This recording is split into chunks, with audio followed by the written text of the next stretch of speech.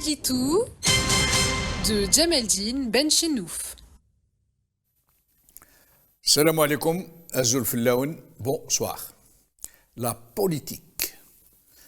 Un mot dont on ne sait plus s'il veut encore dire quelque chose ou s'il ne veut rien dire du tout. Un mot fourre-tout qui sert souvent de cache-sexe à des opportunistes qui rôdent autour de la charogne et qui s'en gargarisent en nous éructant des sentences et d'autres, genre « la politique est l'art du possible », « la politique est l'art du compromis » et autres lieux communs du genre.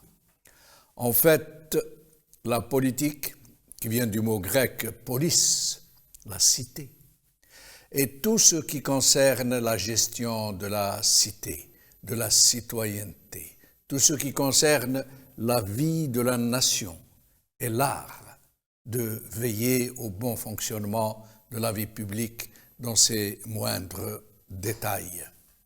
C'est pour cela que la politique est le problème de tous et que tous les problèmes sont de la politique. Ce qui a fait dire à Aristote que l'homme est par nature un animal politique, c'est-à-dire qu'inversement aux autres créatures, l'homme vit au milieu des siens non pas par la seule loi de la force brutale, mais dans un cadre démocratique régi par les lois et par l'ordre, donc par la politique. Sur un plan plus concret, la politique est tout ce qui relève de cet exercice.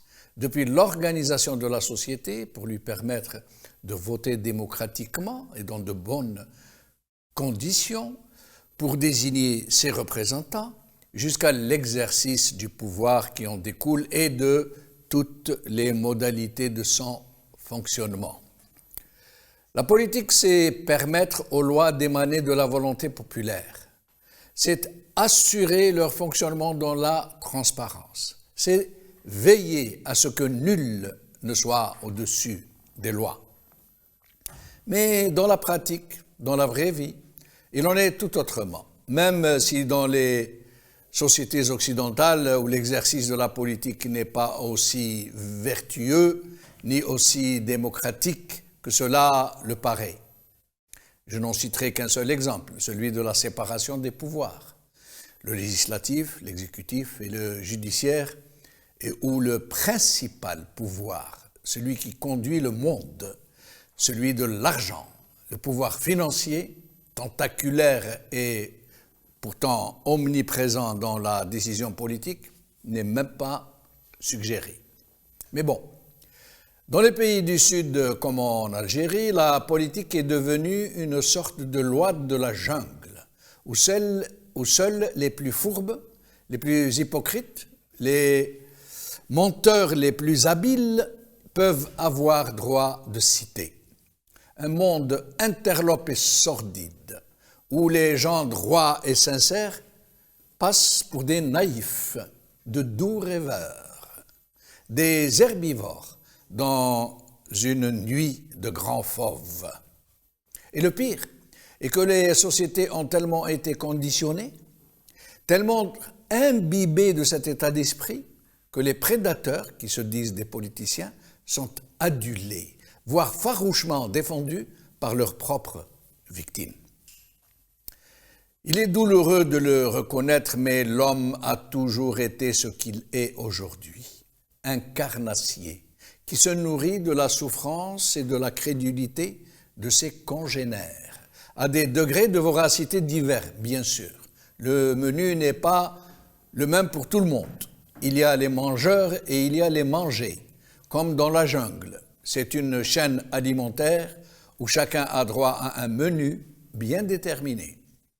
L'homme est un loup pour l'homme, pour reprendre Hobbes, à la différence peut-être qu'il a appris à travestir ses dehors, à sublimer le mensonge, la duplicité et l'hypocrisie, pour se donner bonne conscience et bonne contenance.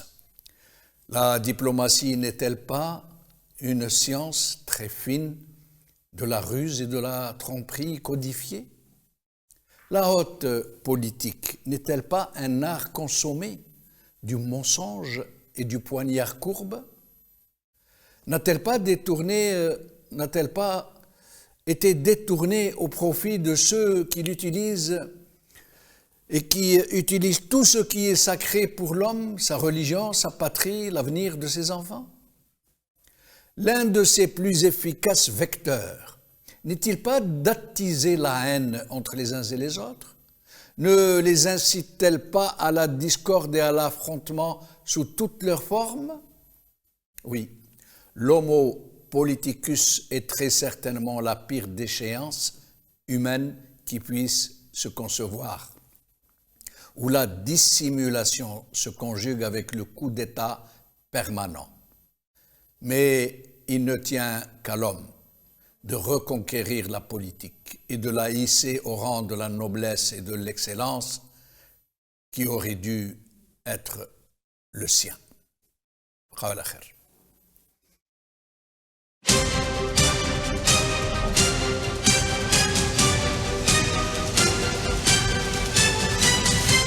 L'édito de Djemeldine Benchenouf.